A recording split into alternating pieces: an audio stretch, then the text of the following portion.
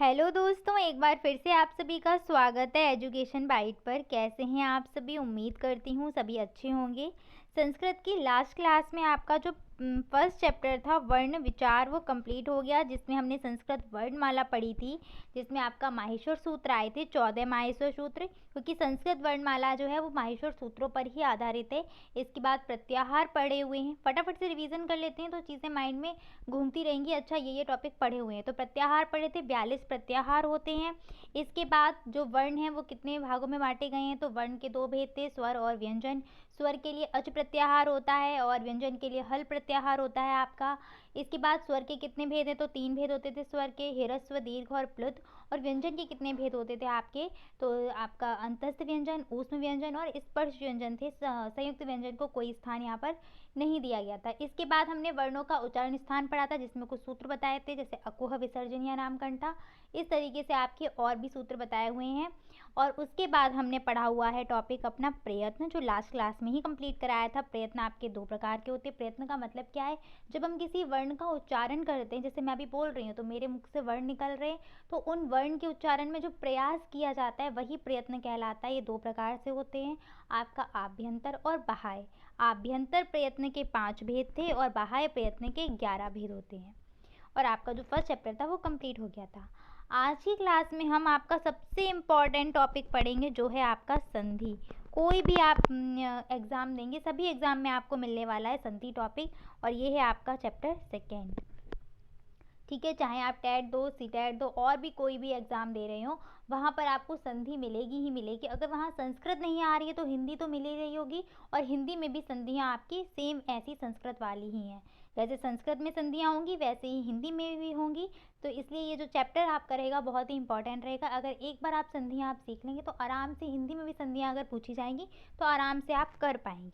ठीक है, उससे पहले क्लास स्टार्ट करने से पहले मेरी आप सभी से रिक्वेस्ट है कि वीडियो अच्छी लगती है तो प्लीज़ अपने दोस्तों को शेयर करा करिए। और जो बच्चे नए जुड़ रहे हैं चैनल से, अगर आपके लिए ये वीडियो हेल्पफुल रहती है तो प्लीज़ चैनल को सब्सक्राइब कर लीजिए, ताकि आगे जो भी वीडियो आपको मिलेंगी उनका नोटिफिकेशन आप तक पहुँच जाएगा। तो चलिए स्टार्ट करते हैं। संधि, संधि है क्या? तो संधि का अगर हम शाब्दिक अर्थ बोलें तो संधि का शाब्दिक अर्थ होता है मेल या जोड़। संधि का शाब्दिक अर्थ क्या है? मेल या जोड़।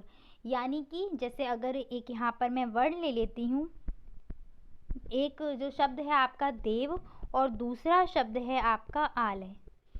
अब संधि होगी कहाँ? तो 2 शब्दों में संधि नहीं होती है, 2 शब्द में जो वर्ण होते हैं उन वर्णों के मेल जब होता है वहाँ पर संधि होती है।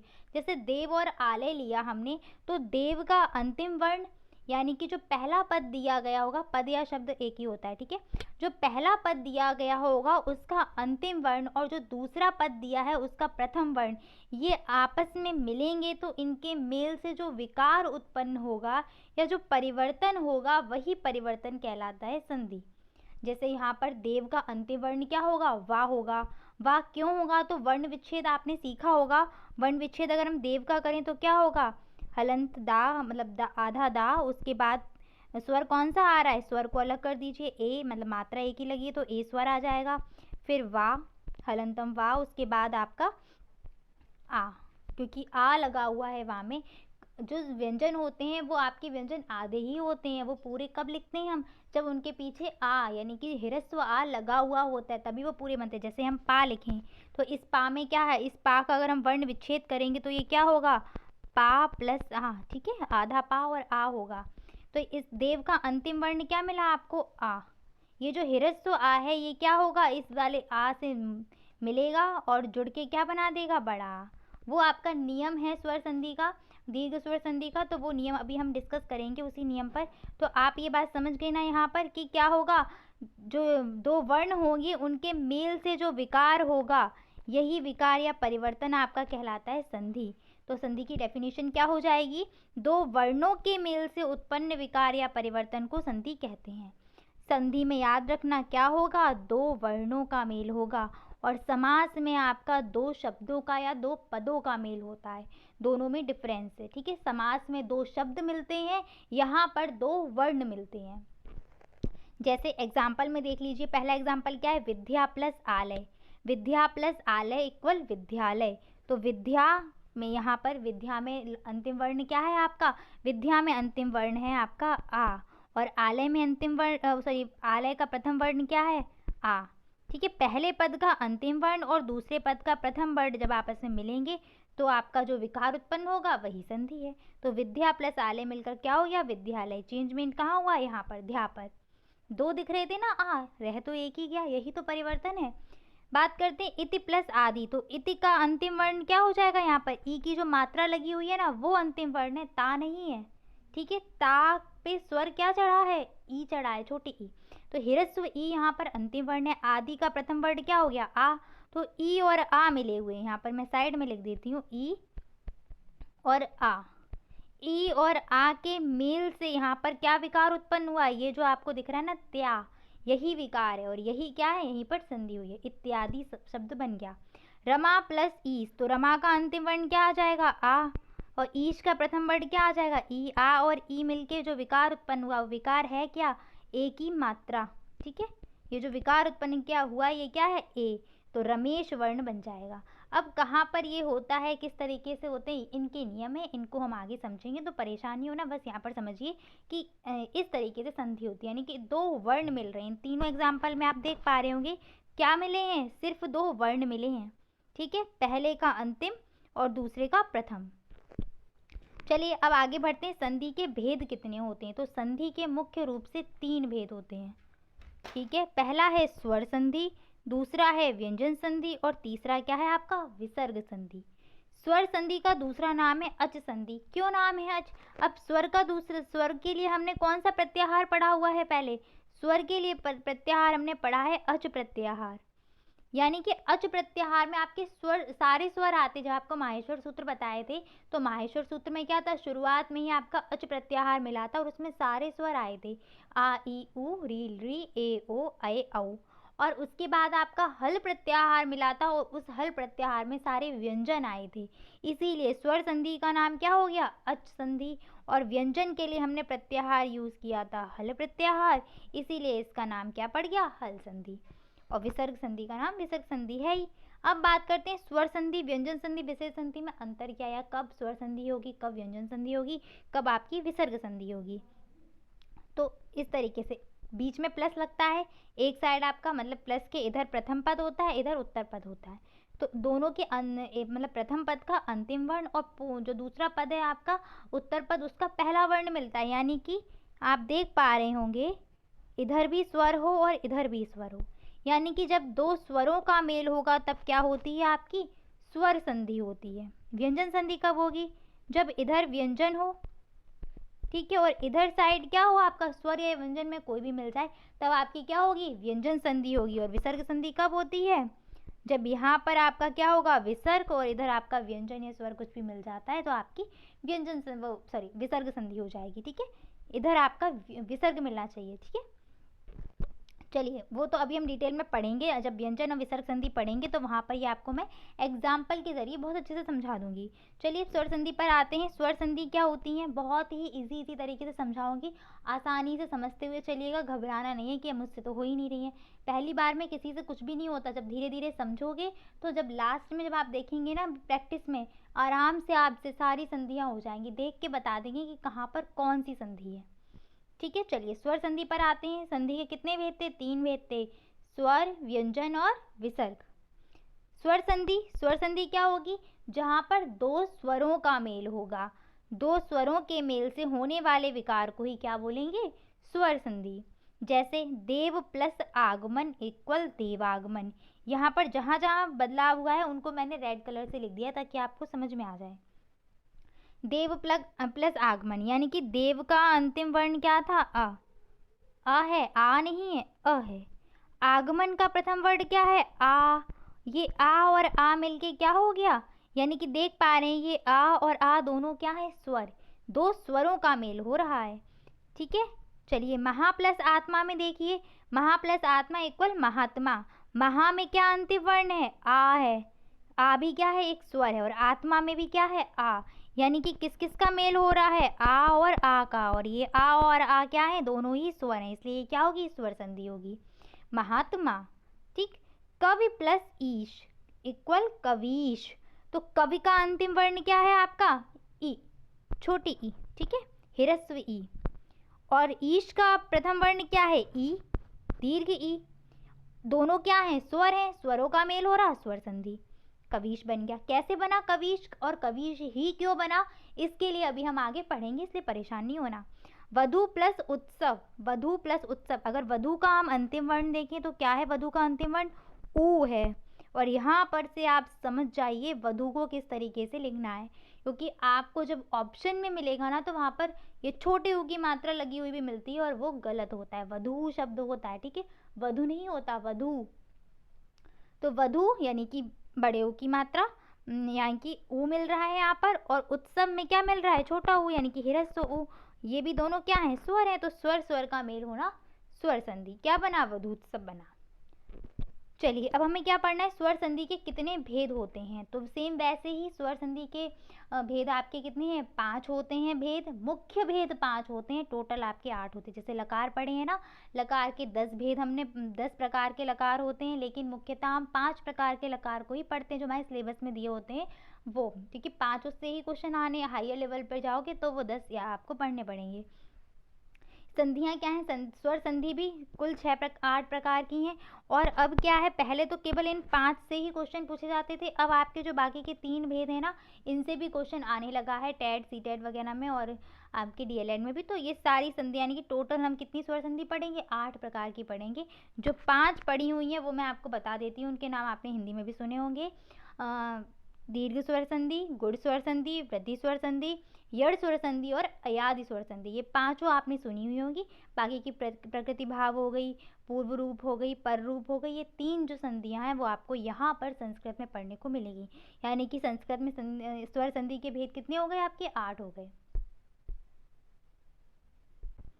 यहाँ पर देख लीजिए सभी के नाम लिखे हुए हैं, दीर्घ संधि, गुड़ संधि, यड़, वृद्धि, अयादि, ये 5 आपने पढ़ी हुई है। नई कौन कौन सी आपको यहाँ पर पढ़नी है? पूर्व रूप, पर रूप और प्रकृति भाव, ठीक है। और यहाँ पर इन सभी के सूत्र को भी आपको ध्यान देना है, क्योंकि सूत्र आपसे सीधे सीधे पूछा जाता है, ऑब्जेक्टिव में भी आपका आ सकता है, लिखने को भी आ सकता है, और टेट के लिए तो आपका बहुत ही इंपॉर्टेंट रहेंगे सूत्र। और देखिए जो 3rd सेमेस्टर में आप पढ़ रहे हैं ना संस्कृत, ये पूरी आपको टेट में सेम टू सेम मिलेगी, इसलिए बहुत अच्छे से पढ़ते हुए चलिए, क्योंकि अभी एक बार क्या है समझ लीजिए, टेट में दोबारा जब इसको पढ़ेंगे तो बहुत अच्छे से समझ में आ जाएगी, ठीक है। सारी चीज़ें यही हैं, हम लोग ध्यान नहीं देते हैं, सब कुछ वही मिलेगा जो सीडीपी आपने यानी कि बाल विकास 1st सेमेस्टर में पढ़ी हुई थी ना, वही आपकी मिलेगी टेट में आपको। पार्ट 1 जो आपका रहेगा ना, वही रहता है सीडीपी, ठीक है। चलिए स्टार्ट करते हैं। दीर्घ स्वर संधि, दीर्घ स्वर संधि का आपका सूत्र क्या है? अकह सवर्णी दीर्घः। अब इसको मैं बता देती हूँ। अकह का मतलब क्या है? अक प्रत्याहार, और अक प्रत्याहार में कौन कौन से वर्ण आपके आए थे? आ, ई, ऊ, रिरी और लिरी। सूत्र कह रहा है हमसे अकह सवर्णी दीर्घा, यानी कि अक प्रत्याहार के वर्ण आने पर और उनके साथ साथ उनका सवर्ण आने पर, यहाँ पर मैं आपको दिखा देती हूँ, जैसे प्लस लगाते हैं हम लोग, इधर हमारा क्या होता है? प्रथम पद यानी कि उत्तर पद, 2 पद होते थे ना, तो यानी कि इधर साइड, इस साइड आपका अगर अक प्रत्याहार का कोई भी वर्ण आ रहा है, जैसे आ रहा है, तो दूसरी साइड का आपका जो पहला वर्ण होगा वो सवर्ण होना चाहिए, आ होना चाहिए, चाहे दीर्घ हो चाहे ह्रस्व हो, उससे कोई मतलब नहीं है, सवर्ण होना चाहिए। आ के साथ आ, ई के साथ ई, ऊ के साथ ऊ, रिरी के साथ रिरी, दीर्घ या ह्रस्व दोनों ही आ सकते हैं। तो अक प्रत्याहार के साथ उनका सवर्ण आने पर जब संधि होगी उन दोनों वर्णों की, तो क्या बन जाएगा? उनका दीर्घ आ जाएगा। जैसे आ और आ का अगर संधि होगी तो क्या बनेगा? दीर्घ आ। समझ में आ गई बात? सूत्र का अर्थ देख लो, वही बात लिखी हुई है। अक प्रत्याहार यानी कि आ, ई, ऊ, रिरी के ह्रस्व या दीर्घ वर्णों के बाद उनका सवर्ण आने पर वर्ण का दीर्घ वर्ण हो जाता है। ऐसे बात अगर समझ में नहीं आ रही तो यहाँ से समझिए, अगर आ के साथ आ मिला तो क्या हो जाएगा? आ, दीर्घ आ, दीर्घ आ और ह्रस्व आ रहे हैं तब भी दीर्घ आ होगा, ह्रस्व आ और दीर्घ आ रहे हैं तब भी दीर्घ आ होगा, और दीर्घ आ और दीर्घ आ रहे हैं तब भी दीर्घ आ ही होगा। समझ गए बात? सेम ऐसे ही ई के साथ है, ह्रस्व या दीर्घ में से कोई सी भी ई आए उसके साथ बस क्या आनी चाहिए? ह्रस्व और दीर्घ ई आनी चाहिए। ई के साथ ई होना चाहिए, ई के साथ आ नहीं होना चाहिए, ठीक है। ई के साथ ऊ भी नहीं, क्या चलेगा, सवर्ण, यानी कि ई के साथ ई, ऊ के साथ ऊ, रिरी के साथ रिरी और आ के साथ आ, और इनका हो क्या जाएगा, लास्ट में दीर्घ हो जाएगा, आ ई ऊ रिरी। तो मैंने यहाँ पर लिख भी दी है ट्रिक के उसमें कि जब आप वर्ण देखेंगे, जैसे विद्यालय आ मिला, ठीक है, देवालय, ऐसे ही आपका शस्त्रागार, शस्त्र प्लस आगार, शस्त्रागार मिल जाएगा, विद्यार्थी, सुखार्थी, इस सभी में क्या है, मतलब दीर्घ चीज़ें मिल रही हैं, तो आप पहचान सकते हैं कीवर्ड है। ऐसा भी नहीं कि हमेशा काम करे, देखो ट्रिक क्या है, ये नहीं कि हमें हमेशा काम ही कर जाएगी। चलिए अब इनको एग्जाम्पल से समझते हैं। पहला वर्ण है आपके सामने धर्मार्थी, तो इसमें क्या क्या हुआ, धर्म प्लस अर्थी का मेल हुआ, विच्छेद करके मैंने लिखा हुआ है, धर्म का लास्ट वर्ण क्या है आपका अ, और अर्थी का प्रथम वर्ण क्या है आपका आ और आ का मेल हुआ, दोनों ही क्या थे, हिरस्व आ थे, और इनका मेल होने से क्या बन गया, दीर्घ आ, ठीक है। जब भी व्यंजन के बाद स्वर आ रहा होता है तो क्या होता है, वो स्वर व्यंजन के ऊपर मात्रा के रूप में चढ़ जाता है, तो वर्ण क्या, शब्द क्या बन जाएगा आपका, धर्मार्थी। समझ में आ गया, ये रहा धर्मार्थी, आ और आ का मेल हुआ सॉरी यहाँ पर इस तरीके से मैं लिख के बता देती हूँ, धर्म प्लस अर्थी, ये आ और आ मिले तो यहीं पर क्या बन गया आपका, धर्मार्थी, ठीक है। नेक्स्ट है आपका रवि प्लस इंद्र, तो रवि, यहाँ पर रवि में क्या आ रहा है, अंतिम वर्ण क्या मिल रहा है, छोटी ई, और इंद्र में प्रथम वर्ण क्या मिल रहा है, छोटी ई और ई का मेल हुआ, क्या बना, बड़ी ई, और आपका जो वर्ण बनेगा वो क्या बन जाएगा, रवींद्र। क्लियर, इस तरीके से तोड़ के भी लिख दिया है वर्ण विच्छेद करके। अगर आपको ऐसे समझ में आ जाए तो ऐसे संधि बना सकते हो। चलिए नेक्स्ट कुछ एग्जाम्पल देख लेते हैं। पहला है आपका विद्या प्लस आलयः, तो विद्या में क्या है, आ है, और यहाँ भी क्या है, आ है, आ और आ का मेल होगा, क्या होगा, दीर्घ आ हो जाएगा। तो अब इसको कैसे लिखेंगे, वी का तो वी में कोई चेंजेस नहीं हुआ, ध्या के आसपास चेंजेस हुआ, और वहाँ पर हुआ क्या है, बड़ा आ, विद्या, और ये लय तो सेम का सेम ही रहेगा, तो विद्यालयः आपका वर्ण बन जाए, शब्द बन जाएगा। ऐसे देव प्लस आलय, देव में अंतिम क्या मिल रहा है, आ, और आलय में प्रथम क्या मिल रहा है, आ और आ का मेल होके क्या होगा, दीर्घ आ, यानी कि क्या बन जाएगा, देवालयः।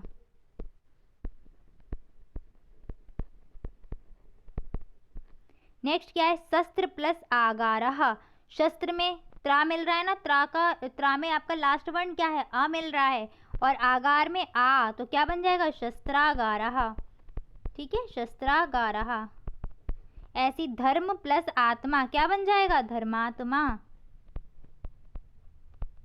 दैत्य प्लस अरिहि, यहाँ पर क्या मिल रहा है, आ, और यहाँ भी आ, क्या हो जाएगा, दीर्घ आ, तो क्या बनेगा, दैत्यारिहि, ठीक है।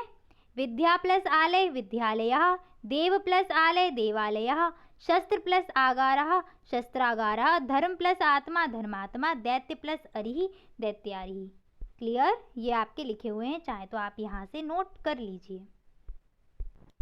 चलिए नेक्स्ट देखिए, कपिधन ईशः, यानी कि यहाँ क्या मिल रहा है, ई, और ई क्या हो जाएगा, दीर्घ ई, तो क्या बन जाएगा, कपीशः। सेम नदी प्लस ईशः, नदीशः। बस एक चीज़ ध्यान रखना, जब भी ईशः लगेगा तो क्या लिखोगे, अगर कभी विच्छेद आपसे करवा ले तो यहाँ पर आप समझ जाइए ईशः होता है, और आपको ऑप्शन में ये इशः भी दिया जाएगा, ये इशः गलत है, ठीक है। ये चीज़ कंफ्यूज करने के लिए देते हैं। मुनि प्लस इंद्र क्या हो जाएगा, मुनीन्द्रः, नींद्रः, ठीक है, बड़ी की मात्रा हो जाएगी। और हरि प्लस इच्छा, तो यहाँ भी ध्यान रखना, वो ऑप्शन में आपको इच्छा करके देते हैं, ये इच्छा वर्ड गलत है, ठीक है। वर्तनी संबंधी अशुद्धियों में आपको ये पढ़ा भी होगा हिंदी में। तो यहाँ पर अब हरि प्लस इच्छा का क्या बन जाएगा, छोटी की मात्रा है, और यहाँ पर छोटी ई और ई का मेल होके दीर्घ ई, यानी कि हरिच्छा। आ गया समझ में। कपि धन ईश, कपीश, नदी प्लस ईशः, नदीशः, मुनि प्लस इंद्रः, मुनीन्द्रः, हरि प्लस इच्छा, हरिच्छा। यहाँ से आप चाहें तो नोट भी कर सकते हैं। ऐसे ही नेक्स्ट है आपका भानु प्लस उदयः, तो क्या हो जाएगा, भानुदयः। ये ऊ और ऊ मिलके क्या हो गया आपका, दीर्घ ऊ, ठीक है, ऊ और ऊ मिलके क्या हुआ, दीर्घ ऊ। वधु प्लस उत्सवः, तो ऊ दीर्घ ऊ और आपका हिरस्व ऊ मिलके क्या हो जाएगा, दीर्घ ऊ, वधूत्सवः। लघु प्लस ऊर्मिही क्या हो जाएगा, लघुर्मिही। यहाँ से ध्यान रखना, ये आपका इम्पॉर्टेंट वर्ड है, वर्तनी में काफ़ी पूछा जाता है, वहाँ पर आपको उर्मिही लगा हुआ भी मिलेगा। ये उर्मी गलत है, वर्ण क्या होता, सॉरी शब्द क्या होता है आपका, ऊर्मिही। ऊर्मिही शब्द होता है, ऊ होता है ना कि ऊ, ठीक है। गुरु प्लस उपदेशा, तो गुरु उपदेशा। यहाँ पर एक चीज़ आपको मैं क्लियर कर देती हूँ कि होता क्या है, रा पर अगर हमें छोटे ऊ की मात्रा लगानी है तो इस तरीके से लगाते हैं, और जब रा पे हमें बड़े ऊ की मात्रा लगानी है तो घुमा के लगाते हैं, ठीक है।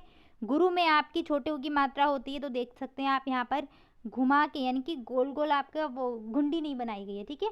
और यहाँ पर गुरु उपदेशा में देख रहे हैं कि रा पर जब भी हमें बड़े ऊ की मात्रा लगानी होगी तो क्या बनाएंगे, इस तरीके से एक ज़ीरो सा बना के, यानी कि घुंडी सी बना के मात्रा लगाएंगे, ठीक है। री का और देख लेते हैं, आपका री प्लस री आएगा तो ये आपकी दीर्घ री हो जाएगी। जैसे मातृ प्लस ऋणम, तो री और री मिल रहा है तो ये क्या हो जाएगा, मातृणम। बस क्या करना है, ये तो लगाते ही थे, इसके नीचे एक और लगा देना है, ठीक है। दीर्घ की मात्रा इस तरीके से लगेगी। पितृ प्लस ऋणम, पितृणम। होतृ प्लस ऋकार, होतृकार, ठीक है। इस तरीके से यहाँ पर चेंजेस हुआ है, ठीक है। चलिए अब कुछ संधि विच्छेद भी कर लेते हैं। पहला है आपके पास साधुक्तम, साधुक्तम, साधुक्तम, ठीक है। अगर इसको पढ़ेंगे तो क्या पढ़ेंगे, साधुक्तम। तो कहाँ पर यहाँ आ रहा है साउंड, यहाँ पर टूटने का साउंड आ रहा है, तो इसको तोड़ दीजिए, क्या बनेगा आपका, साधु, साधु प्लस उक्तम, ठीक है। उक्तम नहीं होता है, उक्तम होता है। और साधु कैसे लिखते हैं, साधु ऐसे लिखते हैं, कोई भी ऐसे मत कर देना, ठीक है। ये साधु गलत है, ये सही है। नेक्स्ट क्या है, सिंधु, सिंधूर्मी, सिंधूर्मी कहाँ पे आ रहा है, यहाँ पर। टूटेगा कहाँ से, यहीं से टूट जाएगा, तो क्या हो जाएगा, सिंधु। सिंधु होता है या सिंधु होता है, सिंधु होता है, तो सिंधु प्लस अभी बताया था आपको क्या होगा, ऊर्मी, ठीक है। ऊर्मी ही याद रखिएगा, सिंधु प्लस ऊर्मी, ऐसे संधि विच्छेद हम कर लेते हैं। नेक्स्ट है आपका श्रीशः, श्रीशः, तो इसको कहाँ, यहीं से टूट जाएगा जहाँ पर बड़ी की मात्रा लगी हुई है, तो श्री प्लस ईशः, ठीक है। उम्मीद करती हूँ कोई दिक्कत नहीं आएगी। ईशः विसर्ग थोड़ी सही से लगाइए।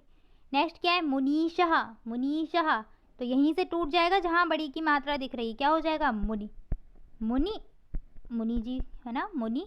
और ईशः, मुनीशः, ठीक है। नेक्स्ट क्या है, सुखार्थी, अभी पढ़ा था विद्यार्थी आ जाए, सुखार्थी आ जाए, कहाँ, यहीं से ब्रेक होना है, तो क्या बन जाएगा यहाँ पर, सुख प्लस अर्थी, सुखार्थी। विद्या प्लस अर्थी, विद्यार्थी।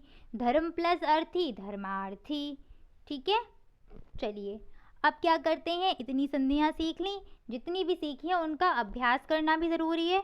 तो मैं आज आपको कुछ संधि दे रही हूँ जिनकी क्या है, आपको संधि करनी है। ये 4 आपको संधियाँ करनी है, मम प्लस अपि, गौरी प्लस ईश, भू प्लस ऊर्जा और होत्री प्लस ऋषि। और इसके साथ साथ मैं आपको 4 ही संधि विच्छेद भी दे रही हूँ, संधि विच्छेद भी इनका करिएगा, संधि के साथ साथ संधि विच्छेद भी सीखते हुए चलिए, ठीक है। तो आज की क्लास में बस इतना ही। नेक्स्ट क्लास में हम पढ़ेंगे गुण स्वर संधि, ठीक है। वीडियो अच्छी लगती है तो प्लीज़ लाइक और शेयर करिए, कंजूसी मत करिए लाइक और शेयर करने में।